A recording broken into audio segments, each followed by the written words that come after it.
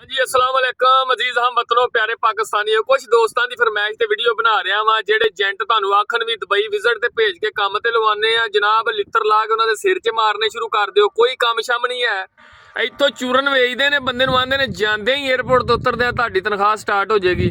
12,000 दिरहम लेंदे ने आंदे ने जांदे तुहानू जनाब वीज़ा लाइसेंस बाइक का राइडर का काम जाने तुसीं 2 लाख कमाना है।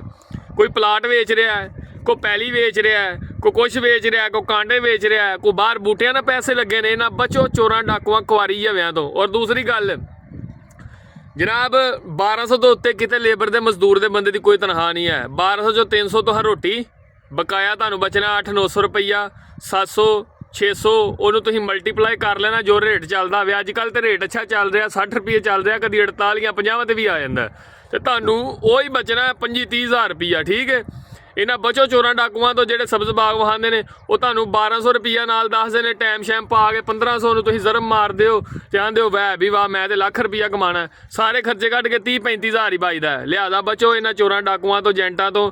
मैं तुहानू अच्छी इन्फॉर्मेशन दे रहा। अगर वीडियो अच्छी लगे तो वीडियो को लाइक करो, शेयर करो, चैनल को सबसक्राइब करो। थैंक यू, अल्लाह हाफिज़।